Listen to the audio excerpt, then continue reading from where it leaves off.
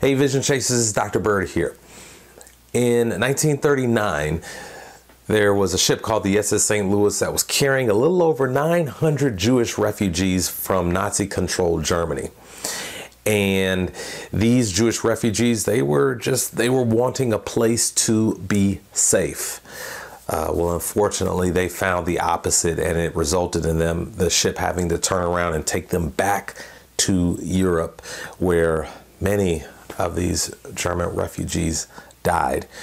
Now, I've done a lesson on the sad story of those Jewish refugees on the SS St. Louis, and you can check that out. And I also posted a movie that was based on a book about that incident, and it's a really, really good movie, and a lot of people are watching it, and I'm happy to see that you know, a lot of people they've never heard about the incident, and so they're able to get some of the details within the movie and the lesson that I've done, and I can see the discussion, and a lot of the discussion is good. There's a lot of it that's unfortunate. I will say that, but I'm glad that a lot of you are watching the movie, and I encourage you to watch the movie as well. But what I want to share with you is an interesting piece of history, recent history, and because when they arrived to their destination of Cuba, they were turned away. The United States didn't help, and Canada refused to help as well. And it is very interesting because from the Canadian government came just statements filled with anti-Semitism at the time in 1939, and what is interesting how this works in so many instances is it takes decades for a country to formally apologize for their actions so long ago. And not too long ago from this filming, the Canadian Prime Minister, Justin Trudeau, actually issued a formal apology for the actions of the Canadian government towards these refugees who were seeking help on this ship.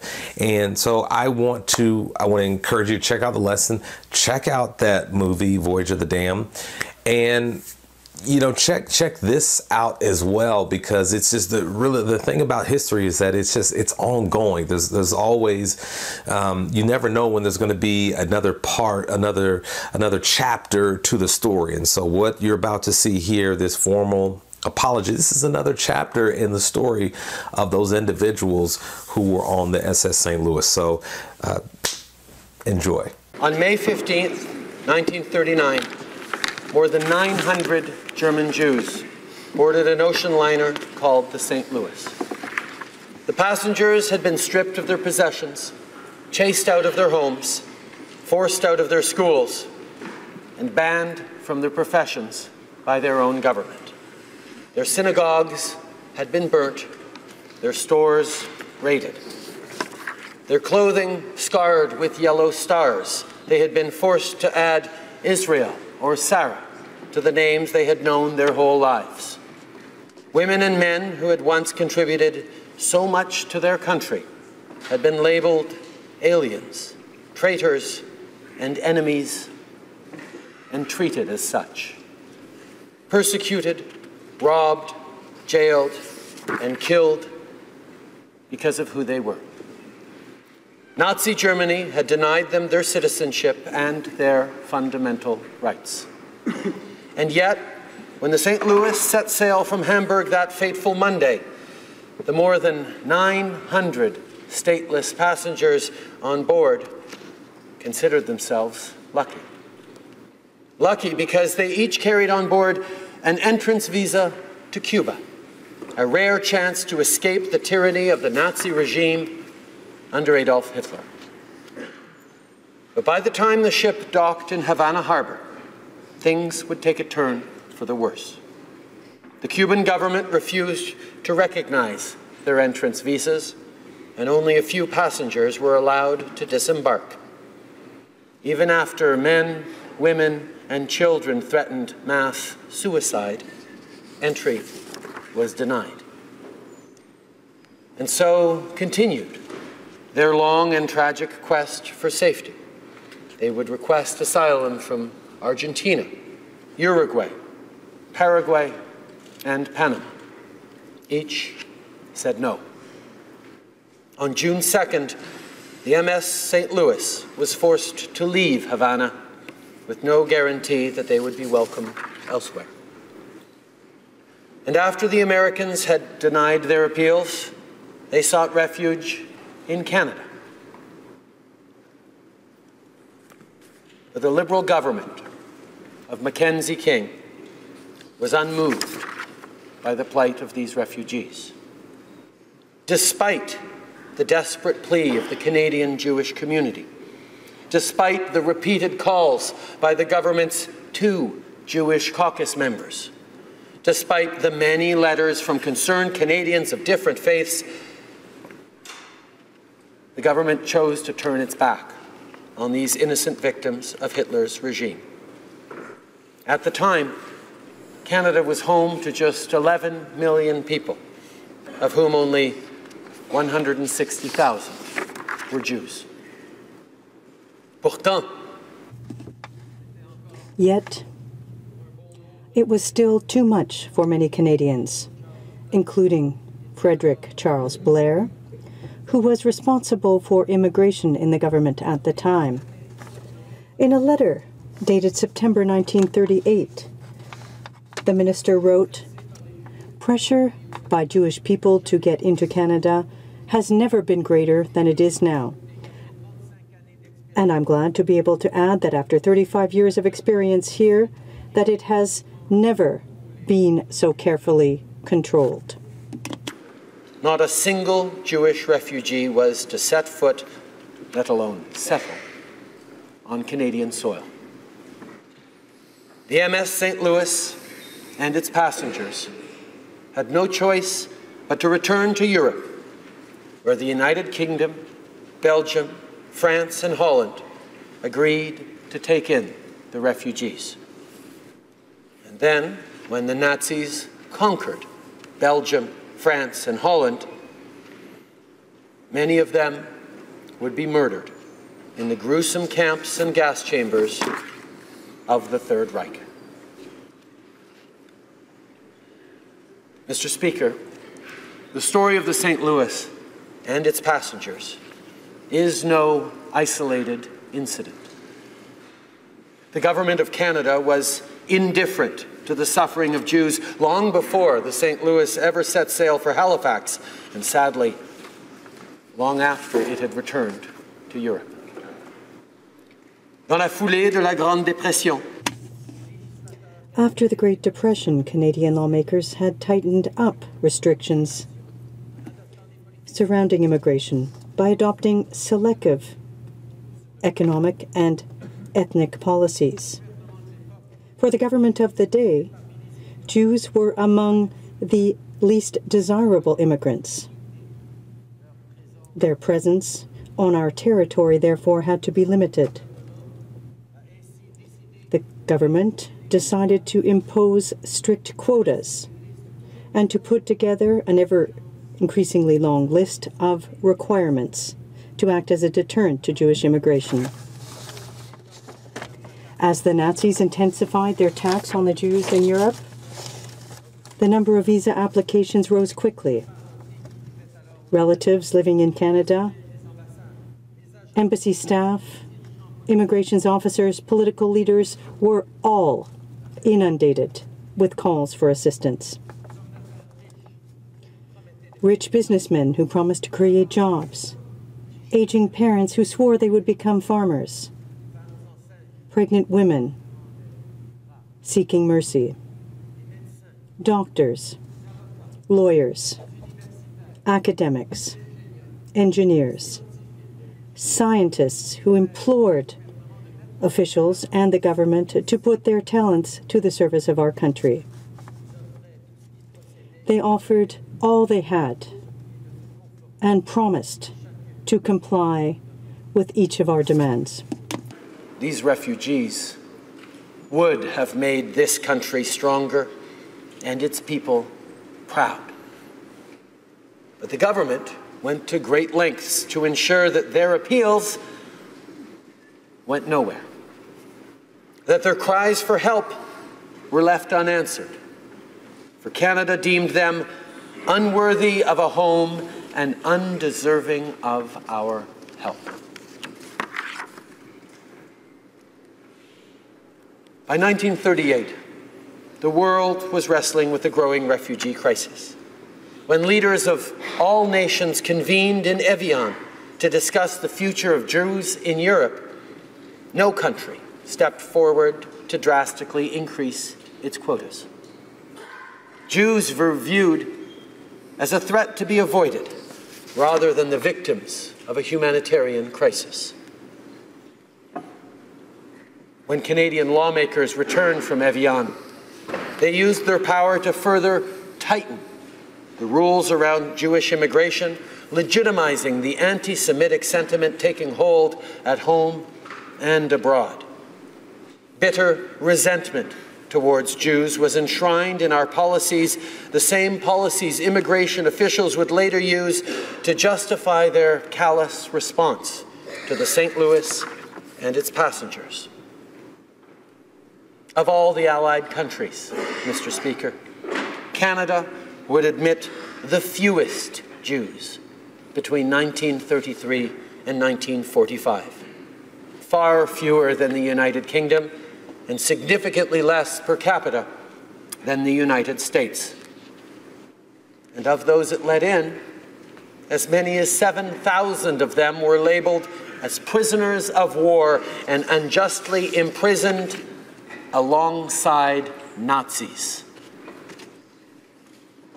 As far as Jews were concerned, none was too many. Mr. Speaker, in the years leading up to the war, Hitler tested the world's resolve. He noted carefully as country after country proved itself indifferent to the plight of Jewish refugees. He watched on as we refused their visas, ignored their letters, and denied them entry. With every decree, he challenged the political courage of our leaders and the empathy of those who elected them. With every pogrom, he tested the bounds of our humanity and the limits of our solidarity. Mr. Speaker, Adolf Hitler's test was one the Canadian government failed miserably. This week marks the 80th anniversary of Kristallnacht, a somber turning point in Hitler's racial policy and the beginning of the Holocaust. Kristallnacht happened on the heels of that Evian conference, where the world cemented its indifference and antipathy towards Jews.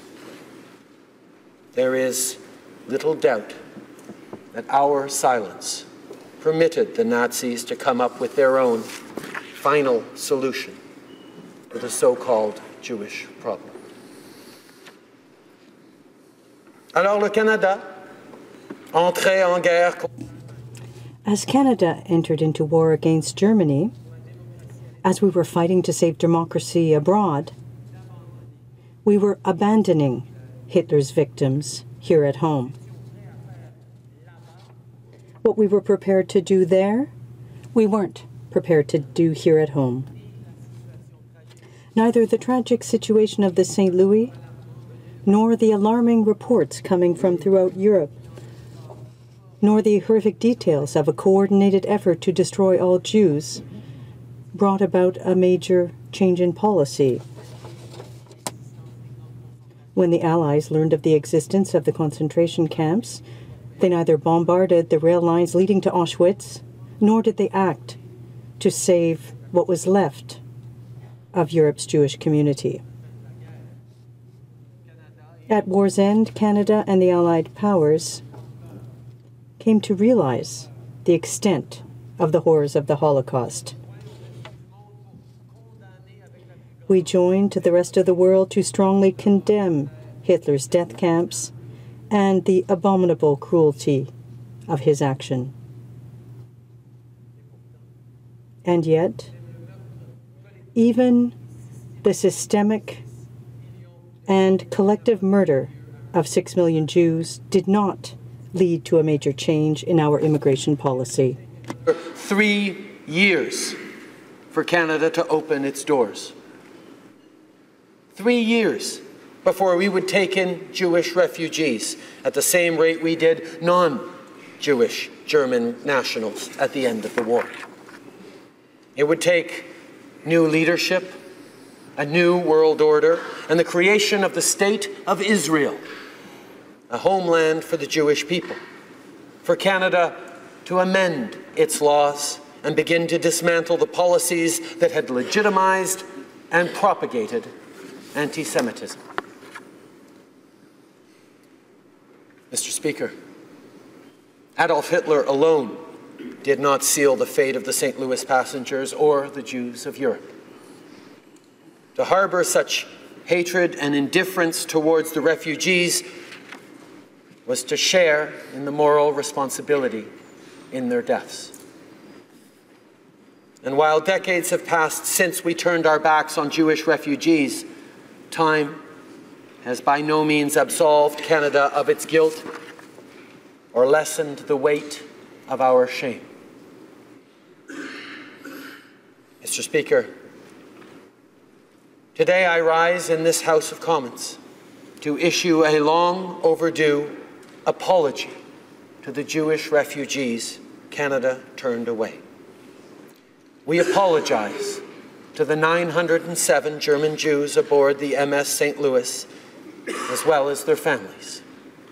We also apologize to others who paid the price of our inaction, whom we doomed to the ultimate horror of the death camps. We used our laws to mask our anti-Semitism, our antipathy, our resentment. We are sorry for the callousness of Canada's response, and we are sorry for not apologizing sooner. We apologize to the mothers and fathers whose children we did not save, to the daughters and sons whose parents we did not help. We apologize to the imprisoned Jewish refugees who were forced to relive their trauma next to their tormentors.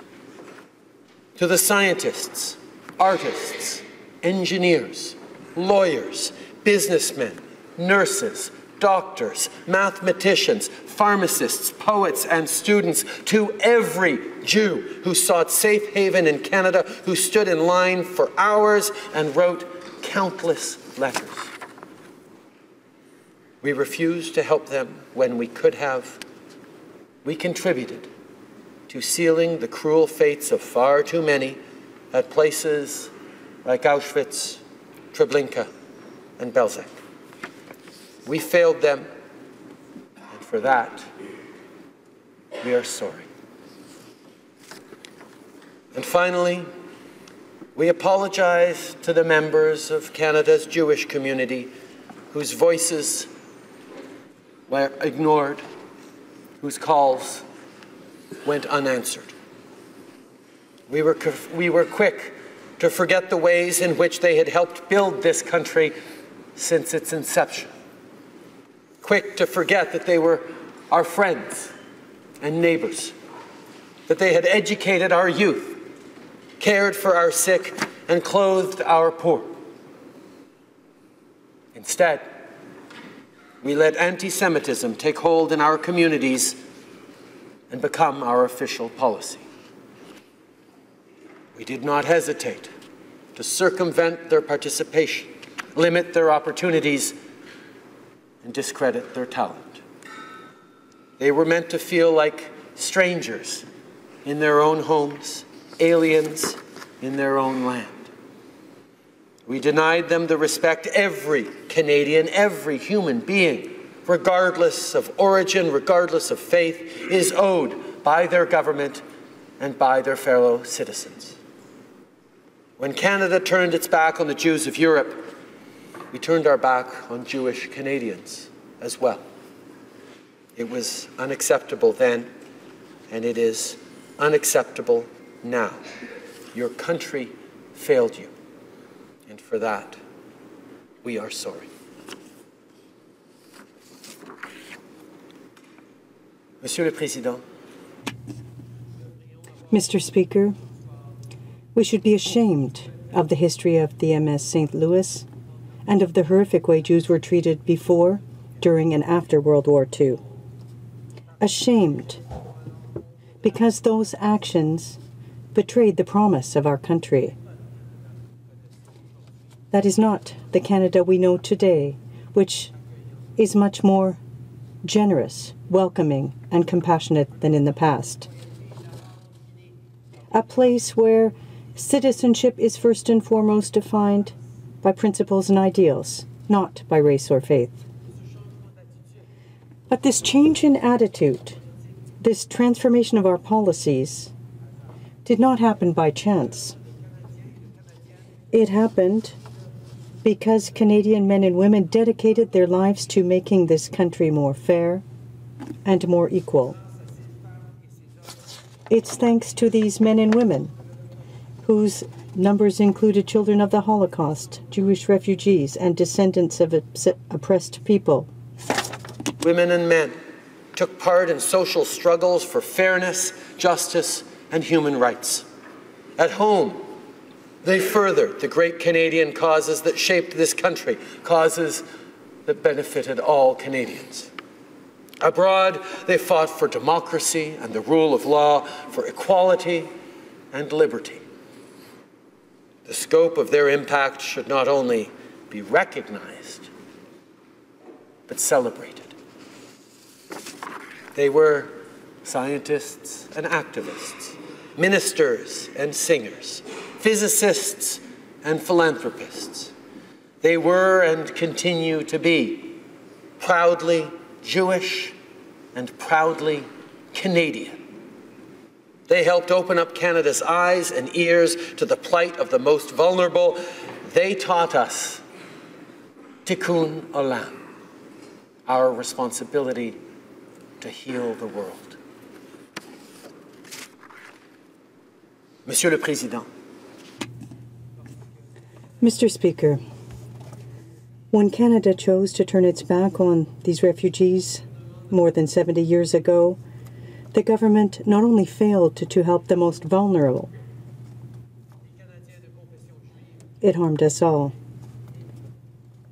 Canadians of Jewish faith have contributed enormously to our country, as have all immigrants who have chosen and continue to choose Canada.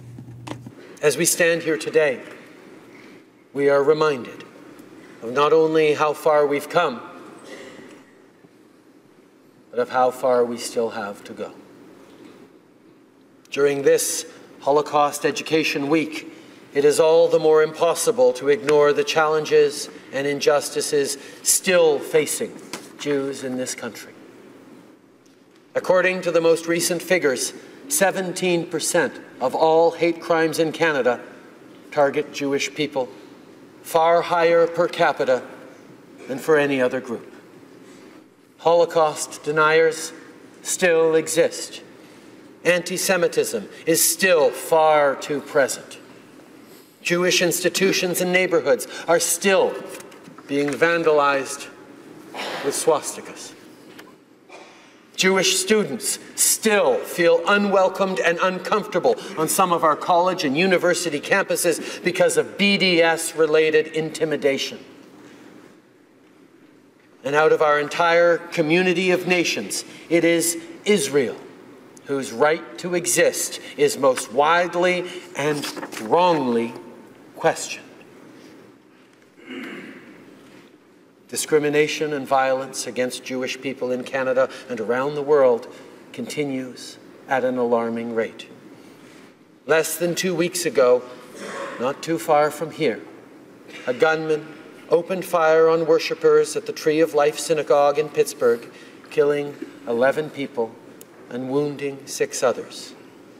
Among those wounded were 4 police officers who had arrived at the scene to defend the congregants.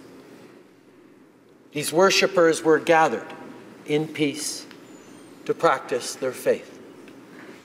They were murdered in their sanctuary on Shabbat because they were Jews.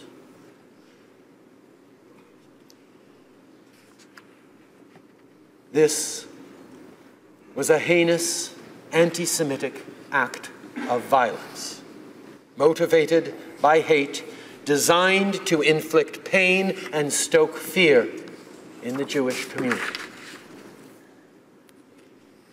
Canadians were horrified by this vicious attack on the Jewish community and its values, and across Canada, people organized vigils in honor of the victims. They stood in solidarity with their Jewish brothers and sisters and echoed a sentiment shared from coast to coast to coast that anti-Semitism and all forms of xenophobia have no place in this country or anywhere in this world.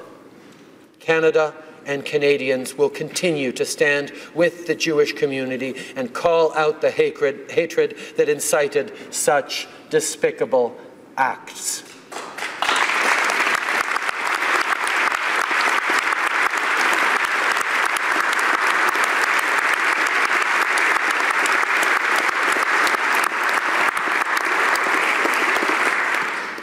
These tragic events ultimately attest to the work we still have to do together.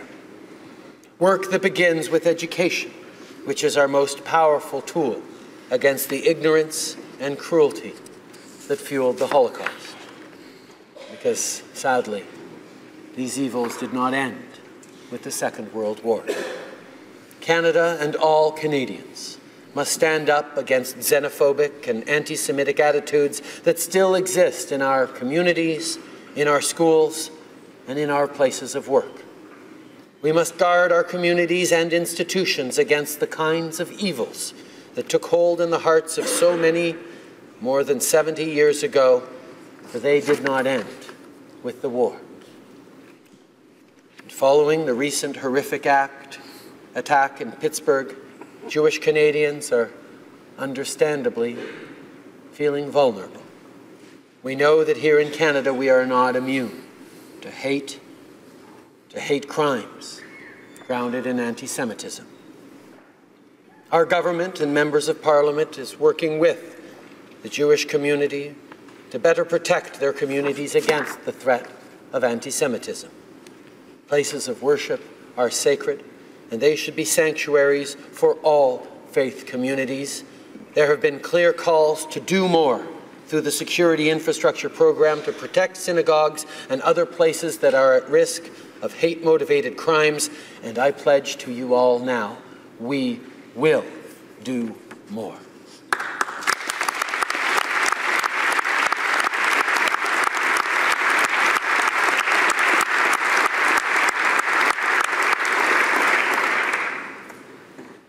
As we stand here today, we must commit ourselves not just to remember, but to act on this tragic history so that our children and grandchildren flourish in a world in which they are never questioned or attacked because of their identity. Sadly, this is not yet that world. Too many people of all faiths from all countries face persecution. Their lives are threatened simply because of how they pray, what they wear, or what last name they bear. They are forced to flee their homes and embark upon perilous journeys in search of safety and a future. This is the world we all live in, and this is therefore our collective responsibility. Mr. Speaker, it is my sincere hope that by issuing this long overdue apology, we can shine a light on this painful chapter of our history and ensure that its lessons are never forgotten. We can hardly imagine the passengers of the MS St. Louis, the victims of the Holocaust, and their descendants will never forget. And while no words will ever erase their pain, it is our sincere hope that this apology will help them heal, that it will bring them some peace, that it will cement Canada's unwavering commitment to stand with the Jewish community here and around the world in the fight against anti-Semitism, as the Jewish community here in Canada and around the world is always among the first to stand against intolerism and hate in any form. More than 70 years ago, Canada turned its back on you. But today, Canadians pledge, now and forever, never again.